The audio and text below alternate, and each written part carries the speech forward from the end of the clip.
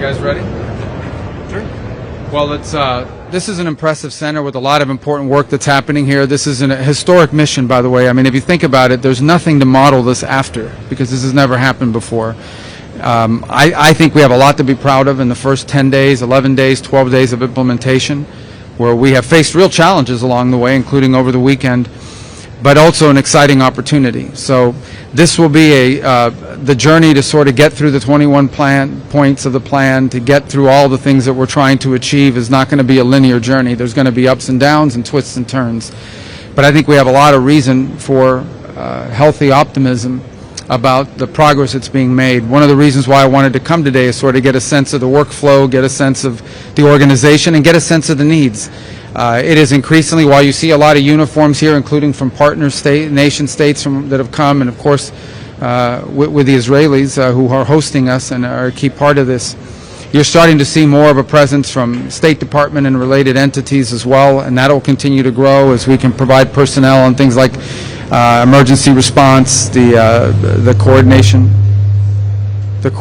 of humanitarian assistance, and things of that nature. So you're starting to see that presence here grow.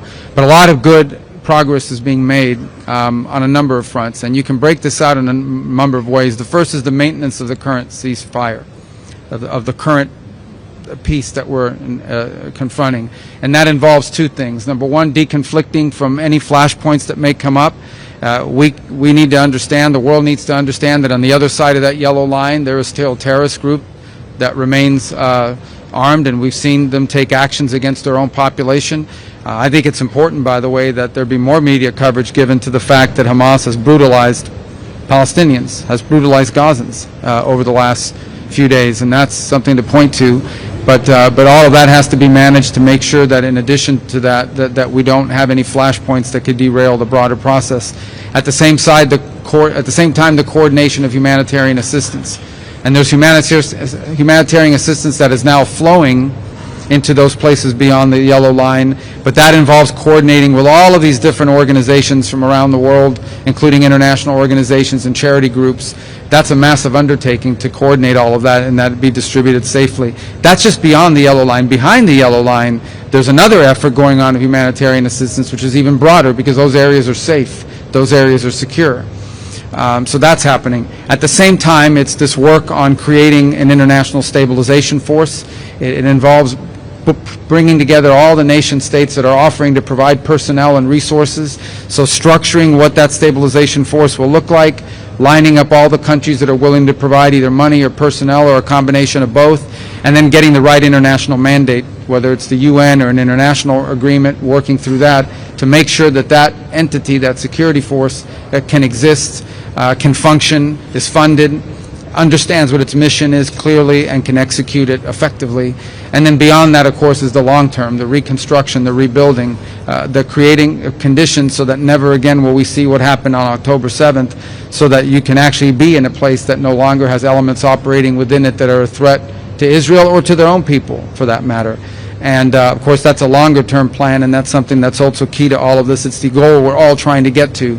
But before we can get to that goal, we've got to get through the process that we're involved in right now, which is making sure the ceasefire holds without anything disrupting it, making sure people are getting the life-sustaining aid that they need in a way that's not being looted or stolen or diverted in any way, and at the same time creating the conditions for the stabilization force to come in as soon as it possibly can be put together to provide what we need, the stabilization we need, in order to move to the further phases of this plan.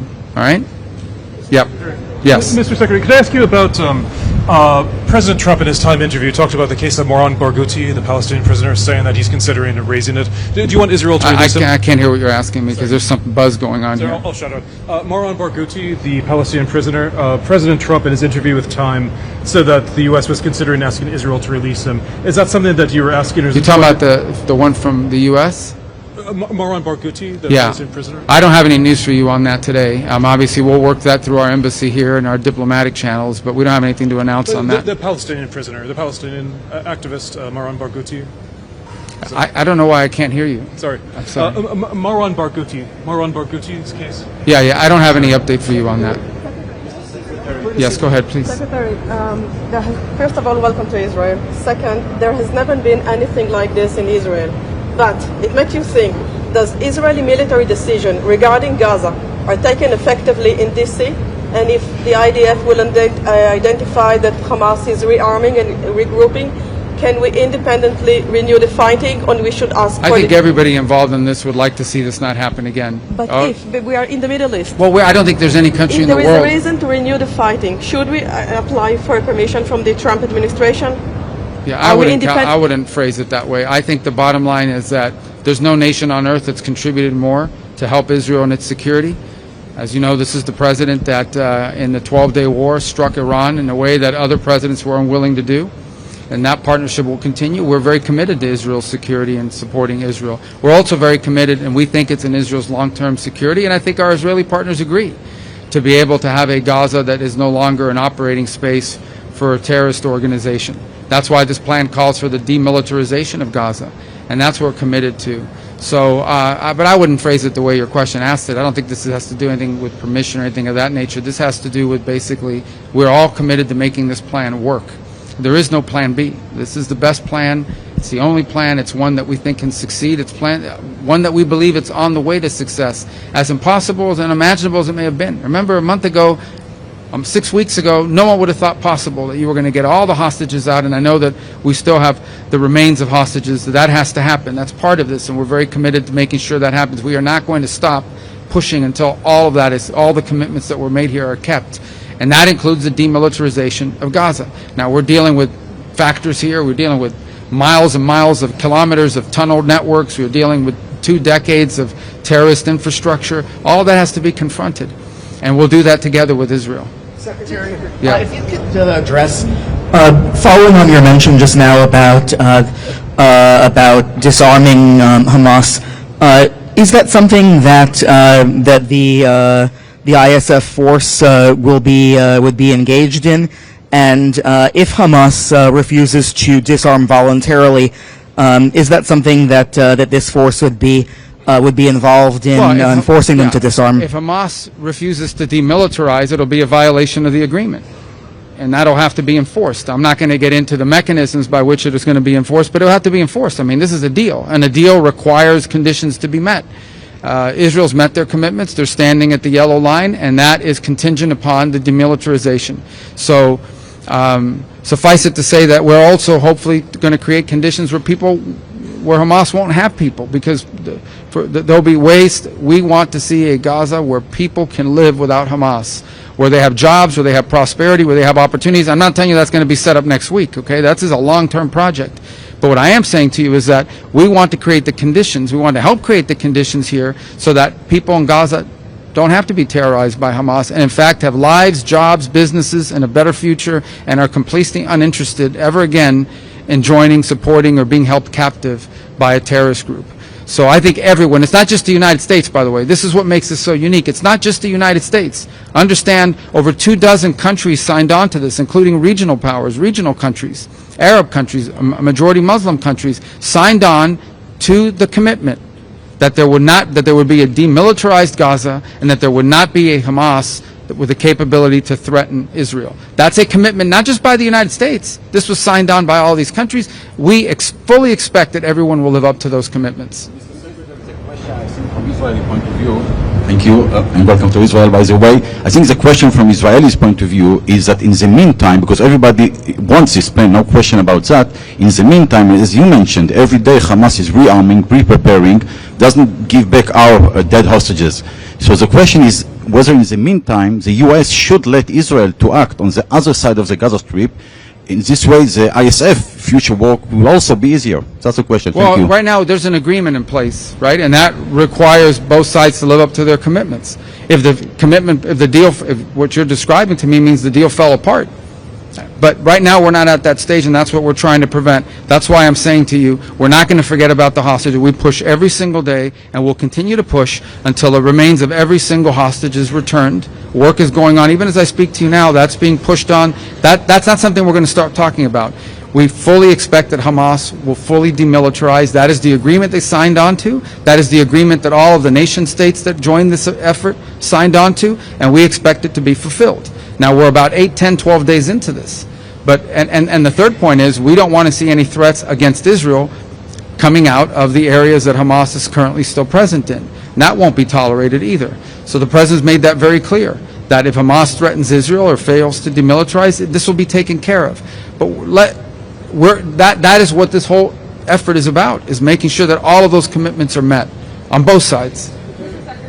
Yes. It says behind you, actually, in open source reporting that the U.S. accepted Israel's veto of Turkish forces and the ISF. Is that accurate? And can you provide any detail on that security force, how big it will be, who it will include, or any other? Well, we haven't formed that force yet, so there's still work going on. There's a lot of countries that are offered to do it. Obviously, as you put together this force, it'll have to be people that Israel's comfortable, or countries that Israel's comfortable with as well.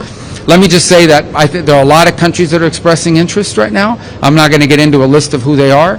I'm not going to get into a list of who's offered, who's been vetoed. We're not going to get into that. Suffice it to say that there are plenty of countries that have offered and are interested in participating. I also think it's fair to these countries they need to know what they're signing up for, which is why the work is ongoing to create what is the security force, what is their mandate, what is their command, under what authority are they going to be operating, who's going to be in charge of it, what is their job, I mean, how's it going to be resourced, how's it going to be sustained and paid for, what are the rules of engagement. There's a lot to work through. That's why there's all these people working in this building. So part of getting people to sign up is you have to tell them what they're signing up for.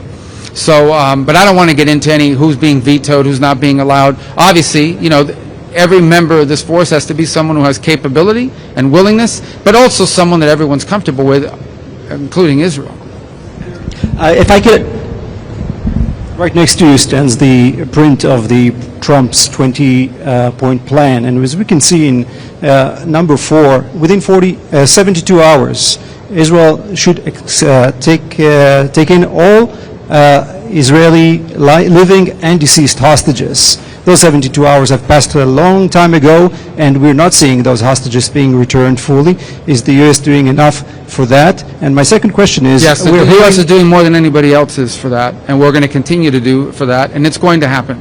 The remains are going to be released. That's going to happen. And my second question is... And if it is, doesn't, then the deal got broken, but it's going to happen. And the second question is about the technocratic government that would rule Gaza, the Palestinian government. We're hearing from Hamas that they are part of the committee that forms this government. Does that not miss all the point of what we're doing here? Yeah, I think everyone talking about that's getting way ahead of themselves. There's a lot of work to be done here, and there's going to be some impediments along the way and things of this nature that people put out there. Suffice it to say that everyone that signed on to this plan, all of these other countries agreed, and everyone agreed that Hamas cannot govern and cannot be involved in governing the future of Gaza. Everyone's agreed to that. Okay, so that has to be part of this, but we're not at that stage yet.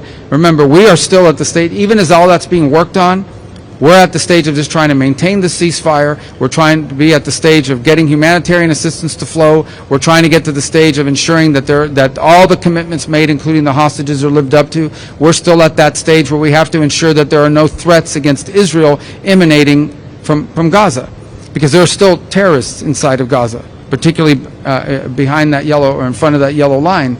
So we're at that stage, and that's what everyone here is working on, even as we work on the other elements of the plan that you're outlining. This is a long-term plan.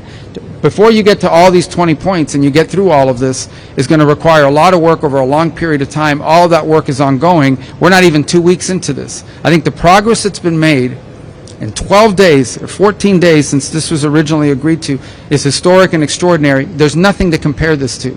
There's no other effort in modern history that you could look at and say, this is just like that. This is something very difficult, but worth doing. It'll be historic if it can be pulled off. We're committed to making sure that it happens. It will change the character. It will change Israel's security in the long term. It will change the character and the nature of the region in a positive way. We're committed to making that work, and we're committed to ensuring that every one of these points is lived up to. But it's not going to be an easy ride. There are going to be bumps along the road, but we have to make it work. There is no other alternative, and we feel good about the progress that's being made. Every day that goes by, it gets better. We have work to do, guys. We still need more people involved in this. We still need more ideas more commitments to be lived up to. So this is going to be a journey, but it's one worth taking because we think it leads to something very special. Mr. Secretary, if I could ask you a question just a little closer to home. Yesterday, President Trump terminated trade negotiations with Canada. Have you spoken with Foreign Minister Anand? What can Canada do to resume these? Well, I think what happened is one of leaders in Canada was running ads in the United States on trade, on tariffs that took President Reagan's words out of context. Even the Reagan Foundation criticized him for it. But I have not spoken. I've been traveling since yesterday, but I have not spoken to the foreign minister since then. But I mean, the president made his announcement that he suspended any trade talks with Canada for now. In an interview to Fox News, President Trump implied that Israel is a proxy of the U.S. Do you agree? I didn't hear that interview. He's never said that. Okay. Secretary,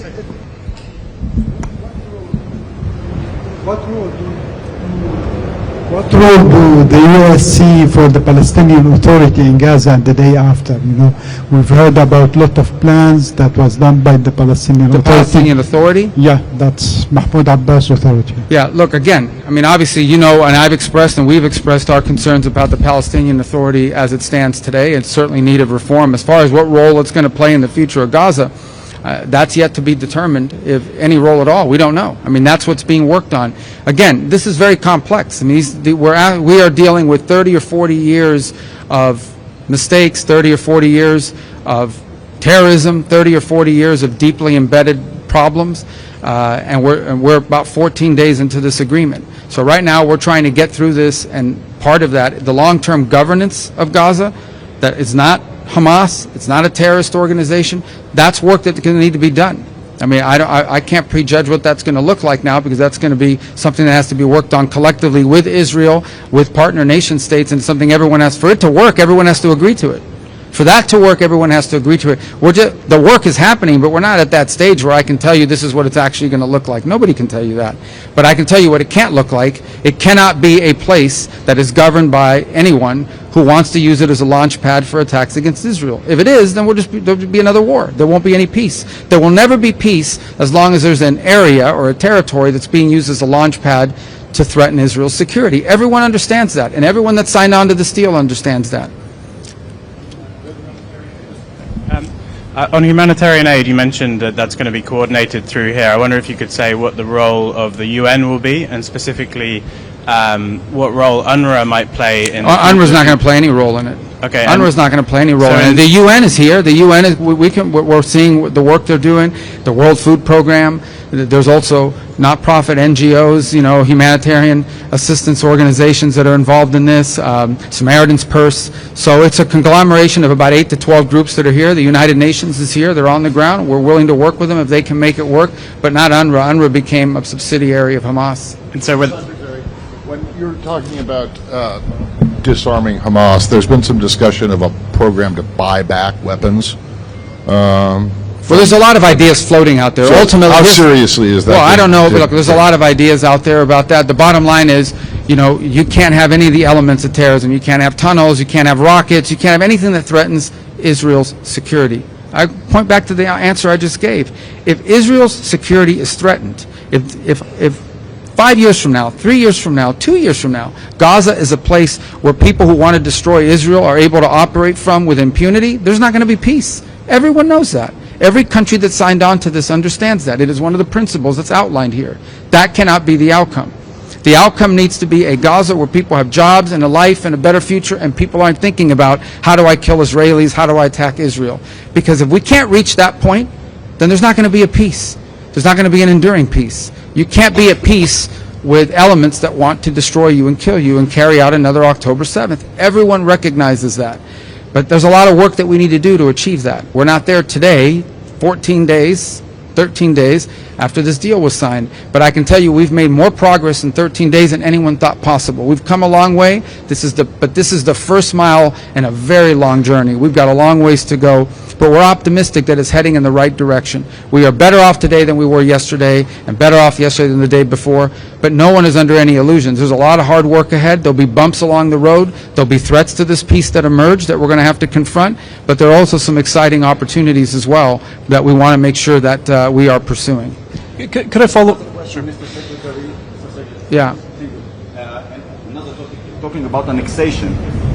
You were using the term Judea and Samaria a few months ago. Okay, there will be no annexation, but I'm wonder if you're still obligated to the name or the term to the end scenario. I don't play semantic games. Well, who else? Can I follow up on the annexation?